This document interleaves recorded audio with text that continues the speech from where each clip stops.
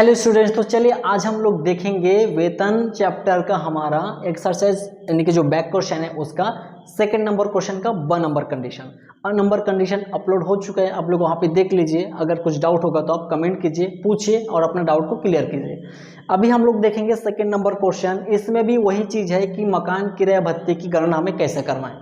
तो मकान किराया भत्ते का हम यहाँ पे करेंगे, उसके नियम का वीडियो अपलोड हो चुका है। जो आप लोग नहीं देखे हो, जो कोई है जो नहीं देखे अब देख लीजिए, और जो देख लिया है वो यहाँ पे आराम से देख सकते हैं, आराम से उसका बन जाएगा, अच्छे से समझ में आ जाएगा। ठीक है, तो अभी हम स्टार्ट करेंगे मकान किराया भत्ते की गणना करना कि कैसे किया जाता है, उसका वर्किंग नोट कैसे बनता है, उसका नियम क्या है, उसमें एक्स्ट्रा वर्किंग नोट कैसे बनेगा, हेडलाइन कैसे लगाना है, मेन सॉल्यूशन कैसे बनाना है।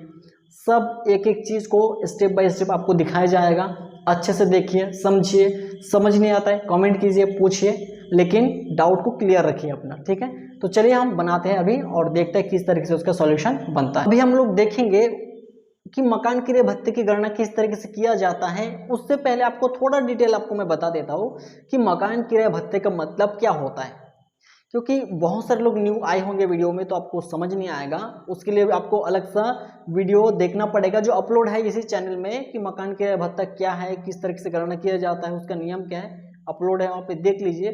फिर भी थोड़ा सा इंट्रो दे देता हूँ मकान किराया भत्ता क्या होता है।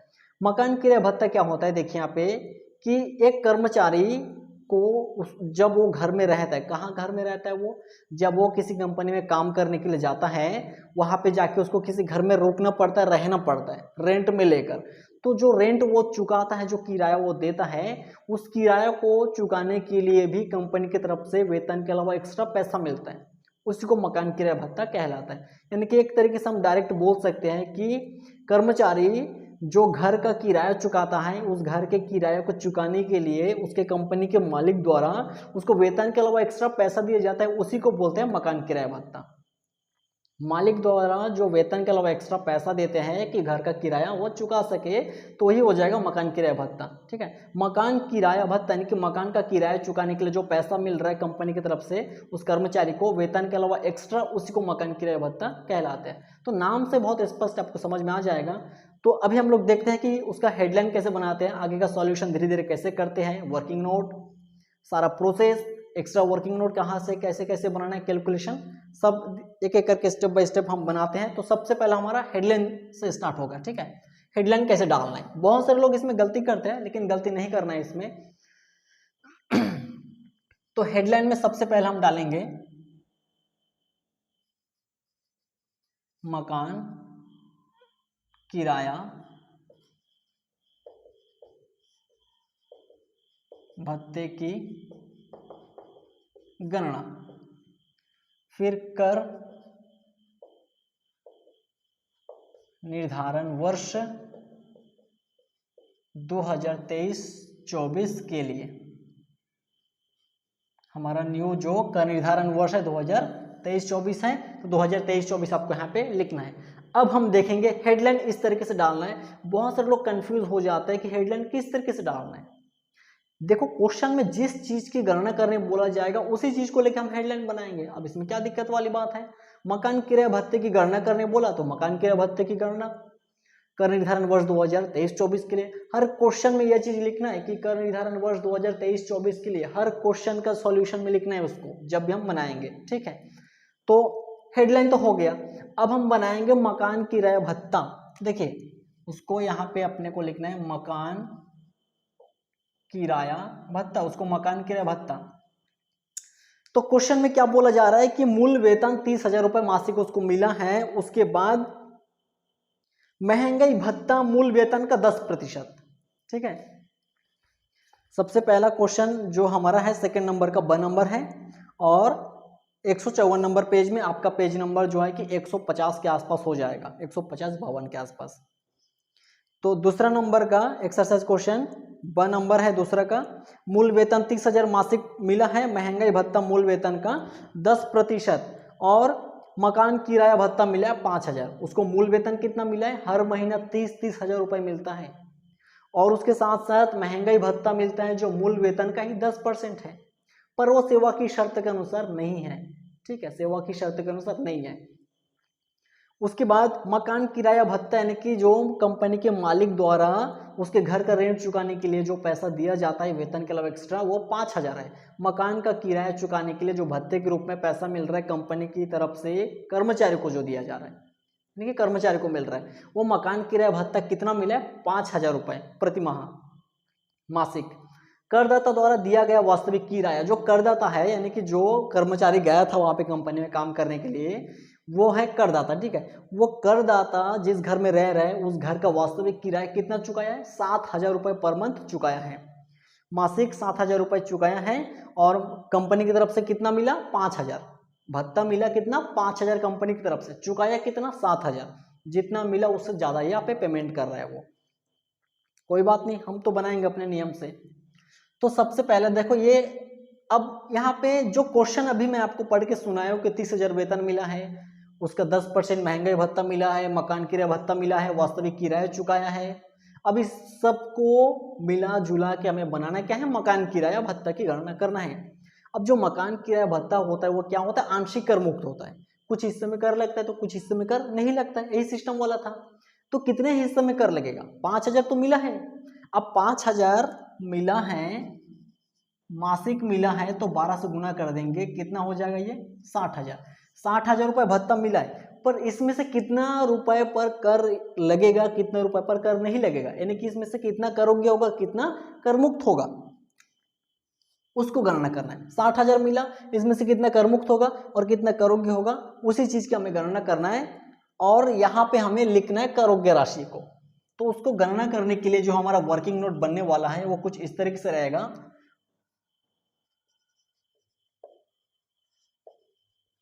वर्किंग नोट, ठीक है। अब यहाँ पे सबसे जो पहला नियम है, प्राप्त मकान किराया भत्ता, कितना रुपए भत्ते के रूप में मिला है इसको? 5,000 रुपए प्रति माह मकान किराया भत्ता इसको प्राप्त हो रहा है। तो 5,000 गुना 12 से कर देंगे, कितना हो जाएगा ये? 60,000 रुपए पूरे साल भर का मकान किराया भत्ता मिला। दूसरा नियम क्या है यहाँ पे? नंबर कंडीशन, किराया चुकाया माइनस वेतन का 10% का आधिक्य, ठीक है। यानी कि उसको कितना, वो कितना वास्तविक किराया चुका रहा है घर का? 7,000 प्रति माह चुका रहा है, तो वही यहाँ पे आ जाएगा माइनस वेतन का 10% का आधिक्य। आधिक्य का मतलब बैलेंस, दोनों का माइनस करने के बाद जो शेष बचेगा वो यहाँ पे आएगा। तो 7,000 प्रति माह चुका रहा है, क्वेश्चन में दिया है। 12 महीने से गुना करेंगे तो पूरे साल भर में 84,000 रुपए चुका रहा है। 12 सत्ते 84,000 माइनस वेतन का यहाँ पे 10%। वेतन कितना मिला? 30,000। क्या उसी वेतन का हम यहाँ पे डायरेक्ट काट देंगे और काट के लिख देंगे यहाँ पे? नहीं, ऐसा नहीं। हमें वेतन में बहुत सारा चीज यहाँ पे शामिल होता है। वेतन का आशय अलग होता है, वेतन का मतलब यहाँ पे बहुत अलग होता है। वेतन में बहुत सारा चीज यहाँ पे जुड़ता है, ठीक है। तो क्या क्या आएगा वेतन में? यहाँ पे मैं थोड़ा सा लिख देता हूँ। ये एक्स्ट्रा वर्किंग नोट है यहाँ पे, ये तो वर्किंग नोट बन रहा है, ये एक्स्ट्रा है यहाँ पे। वेतन बराबर क्या हो जाएगा? मूल वेतन प्लस महंगाई भत्ता सेवा के अधीन,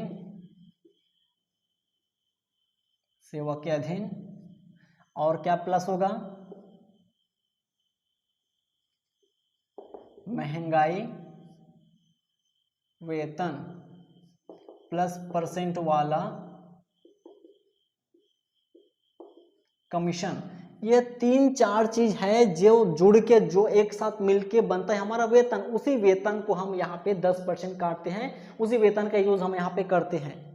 तो यहाँ पे कितना ज्यादा दिक्कत वाली बात है ना, जो इनकम टैक्स में न्यू अभी आ रहा है, देख रहे हैं, वो कितना झमेला होगा इन लोगों को कि वेतन यहाँ पे दिया है कि वेतन का 10% काटना है। अब वो लोग तो डायरेक्ट देखेंगे क्वेश्चन में 30,000 प्रति माह मिला, 30,000 को 12 से गुना करेंगे 3,60,000 आएगा, और उसको हम काट देंगे 36,000 रुपये 10% के हिसाब से यहाँ पे आ जाएगा। वो तो ऐसे करते हुए चले जाएंगे यहाँ पे। वैसा नहीं करना है, सारे नियम को जानना है पहले कि यहाँ पे वेतन का मतलब क्या होता है। वेतन में मूल वेतन जुड़ेगा जो 30,000 पर मंथ मिला है, महंगाई भत्ता सेवा के दिन वो भी जुड़ेगा, महंगाई वेतन जुड़ेगा, और परसेंट वाला कमीशन। परसेंट वाला कमीशन क्या है? परसेंट वाला कमीशन क्वेश्चन में दिया रहेगा, अगर दिया है तो जोड़ना है, नहीं दिया तो नहीं जोड़ना है। कैसे दिया रहेगा कि जो ऐसा दिया रहेगा मिस्टर एक्स को निश्चित प्रतिशत से कमीशन मिला 10,000 रुपए, या 10 लाख की उसने बिक्री किया था जिस पर उसको 2% से कमीशन मिला था। तो इस तरीके से कुछ ना कुछ या तो परसेंट का साइन दिया रहेगा या परसेंट लिखा रहेगा प्रतिशत से उसको मिला है, ऐसा करके यानी कि कुल मिला के प्रतिशत उसमें शो रहेगा। तो वैसा वाला परसेंट वाला कमीशन हुआ तो यहाँ पे आएगा, और अगर डायरेक्ट सिंपल कमीशन है वो नहीं आएगा। सिंपल कमीशन कैसा, मिस्टर एक्स को 10,000 रुपये कमीशन दिया गया या उसको कमीशन मिला 10,000 रुपये, ऐसा जो डायरेक्ट वाला कमीशन है वो कमीशन यहाँ पे नहीं आएगा, परसेंट वाला कमीशन यहाँ पे आएगा। और ऊपर से यहाँ पे महंगाई वेतन क्या है, मूल वेतन का एक छोटा सा हिस्सा होता है, एक पार्ट होता है, इस कारण से ये जुड़ता है वेतन के साथ और हमेशा करोग्य होता है और सेवा के अधीन होता है, इसको हम नहीं छोड़ेंगे कभी। जब भी महंगाई वेतन आया वेतन के साथ जुड़ जाएगा। महंगाई भत्ते में थोड़ा देखना है, या महंगाई भत्ता सेवा के दिन हुआ तो जोड़ना है, सेवा के दिन नहीं हुआ तो उसको नहीं जोड़ना है, या यहाँ पे देखना है। अब यहाँ पे से इसमें से क्या क्या चीज हमारे क्वेश्चन में है, मूल वेतन तो है, कितना है 30,000 इंटू 12 यानी कि 12 × 36, 3,60,000 रुपए का मूल वेतन हमारे पास है, प्लस महंगाई भत्ता। देखो महंगाई भत्ता हमारे पास है, मूल वेतन 30,000 रुपए प्रति माह और महंगाई भत्ता मूल वेतन का 10%, ऐसा हमारे क्वेश्चन में लिखा है। यानी कि जो मूल वेतन हुआ इसी का 10% काटेंगे तो 3,60,000 का 10% कितना होगा 36,000। वो 36,000 हमारा क्या हो जाएगा, महंगाई भत्ता हो जाएगा, पर वो सेवा की शर्तों के अनुसार नहीं है, वो सेवा के अधीन नहीं है, तो उसको हम यहाँ पे नहीं जोड़ सकते, क्योंकि यहाँ पे साइड में साफ साफ लिखा है कि सेवा के अधीन होना चाहिए, लेकिन हमारे क्वेश्चन में जो है उसके बारे में कुछ बोला ही नहीं है कि सेवा के अधीन है कि नहीं है। अगर होता तो हम जोड़ते, नहीं है तो उसको हम नहीं जोड़ेंगे, वहीं पे रहने देंगे, सड़ जा वहीं पे मर जा।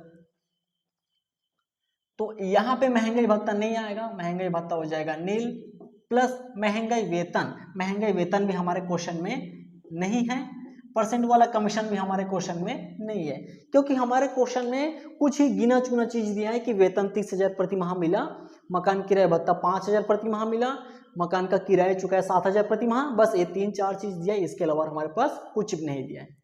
तो ये सब पूरा नील हो गया। 3,60,000 का 3,60,000 रुपये ही हमारे आ गया वेतन का मतलब, ठीक है। अगर ये सब दिया रहता तो इन सबको प्लस करते तब बन जाता वेतन, लेकिन फिलहाल हमारा मूल वेतन के अलावा ऐसा कुछ चीज नहीं दिया तो हम यहाँ पे नहीं जोड़ पाए, ठीक। लेकिन सभी क्वेश्चन को पढ़ना है, सभी क्वेश्चन को ध्यान से देखना है, अगर हुआ तो जोड़ना है यहाँ पे, ठीक, गलती मत करना कोई। अब वही 3,60,000 को यहाँ पे यूज करना है, 3,60,000 वेतन का 10%, 3,60,000 का 10% कितना हो जाएगा यहाँ पे 36,000। फिलहाल 3,60,000 का 10% 36,000 आ गया है, लेकिन सब क्वेश्चन में ऐसा नहीं होगा। यहाँ पे वेतन, महंगाई भत्ता, सेवा के अधीन, परसेंट वाला कमीशन, ये सब जुड़ जाएगा तो ये वाला और बढ़ जाएगा यहाँ पे बाकी सारे क्वेश्चंस में। यहाँ पे नहीं है तो उतना का उतना ही आ गया यहाँ पे, और जिस क्वेश्चन में होगा उस क्वेश्चन में तो और बढ़ जाएगा, तो इस चीज का ध्यान में वहाँ पे रखना पड़ेगा, ठीक है। अब इसको मैं मिटा देता हूँ यहाँ से। अब इन दोनों का आधिक्य, दोनों का बैलेंस, 84,000 में से 36,000 माइनस करेंगे तो कितना बचेगा, तो बचेगा 48,000। तो ये 48,000 हम यहाँ पे लिख देंगे, 48,000। अब जो तीसरा कंडीशन है वो तीसरा कंडीशन क्या है, वेतन का 40% या 50%। 40% कब लगेगा, 50% कब लगाना है, जब दिल्ली, मुंबई, चेन्नई, कोलकाता, इन 4 शहरों में से कोई शहर जहां पे वो घर लेकर रेंट में लेकर रह रहे हैं, जहाँ जिस रेंट को चुकाने के लिए मालिक से भत्ता भी मिल रहा है, तो जिस शहर में वो घर को रेंट में लिया है वो शहर को देखना पड़ेगा कौन सा शहर है। दिल्ली, मुंबई, चेन्नई, कोलकाता, इन 4 शहरों में से किसी भी शहर में वो घर को रेंट में लेकर कंपनी में काम करने के लिए जाता है और वहां के मालिक द्वारा उसको भत्ता मिलता है, तो उस केस में क्या होगा, वेतन का 50% काटना पड़ेगा। दिल्ली, मुंबई, चेन्नई, कोलकाता, 4 शहर के लिए 50%। उसके अलावा कोई भी शहर हो हमारे भारत देश का, उन सब के लिए क्या हो जाएगा 40%। तो यहाँ पे जो क्वेश्चन में है, यहाँ पे कहाँ है, मकान मथुरा में। अब मथुरा तो मथुरा है, ठीक है, तो उसके लिए क्या हो जाएगा, मतलब दिल्ली, मुंबई, चेन्नई, कोलकाता से बाहर है मथुरा, ठीक, तो उसके लिए यहाँ पे 40% लगेगा। तो ये 3,60,000 जो वेतन आया था जिसको हम यहाँ पे यूज किए थे, उसी को यहाँ पे भी यूज करना है। एक ही वेतन काम करेगा दोनों जगह, कंफ्यूज नहीं होना। यहाँ पे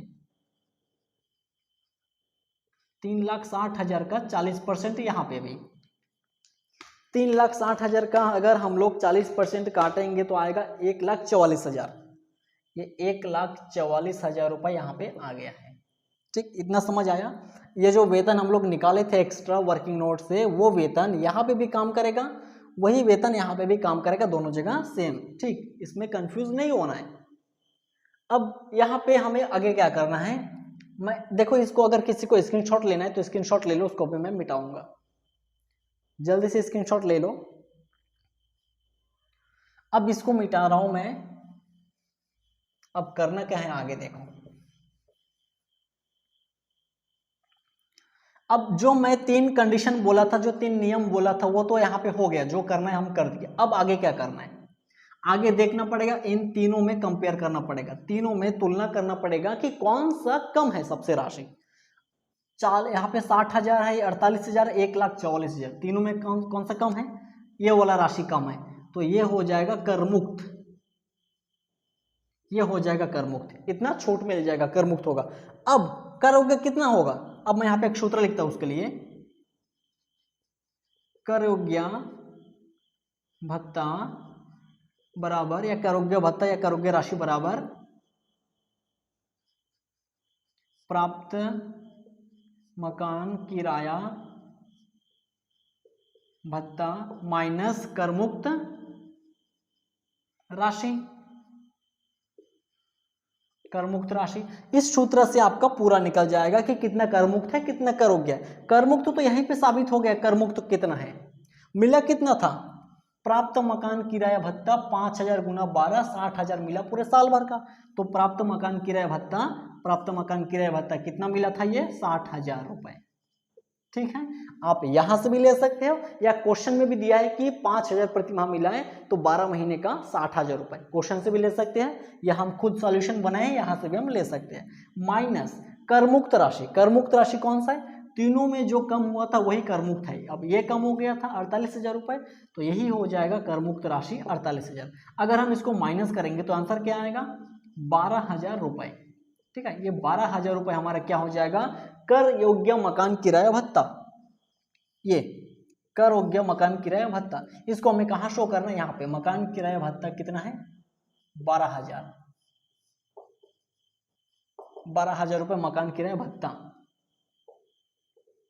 कर योग्य राशि। ये हमारा आंसर है मात्र 2 लाइन का। उसको निकालने के लिए हमें कितना सारा झमेला करना पड़ गया, इस पूरे सूत्र को यहाँ पे लॉन्च करना पड़ गया, ये पूरा तीनों कंडीशन को लिखना पड़ा, कितना यहाँ पे परसेंट काटना है, वेतन का मतलब क्या होता है, क्या निकालना पड़ गया, यहाँ पे कहाँ से क्या करना पड़ गया। तो जो लोग इनकम टैक्स में अभी न्यू आए हैं वो देख रहे हैं, उनको बहुत कन्फ्यूज होगा, लेकिन ध्यान से देखना है, सुनना है, समझना है। अगर नहीं आ रहा है समझ में तो पूछो, लेकिन अपने डाउट को क्लियर करके रखो। क्वेश्चन इस तरीके से बनेगा, अगर किसी को कुछ डाउट है तो पूछो, और नहीं आए तो बढ़िया बात है, बहुत बढ़िया है अगर समझ में आ गया है तो।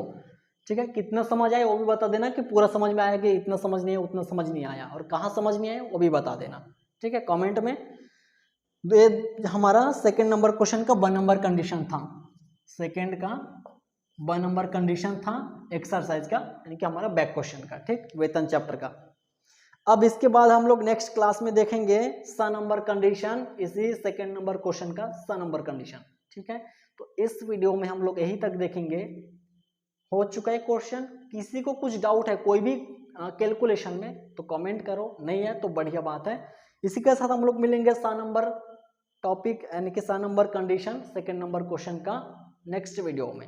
ठीक है, तब तक के लिए यहीं पे देखते रहो, वीडियो को समझते रहो, नहीं आता है पूछो। हम मिलते हैं नेक्स्ट वीडियो में आपके साथ। ठीक है, जय हिंद।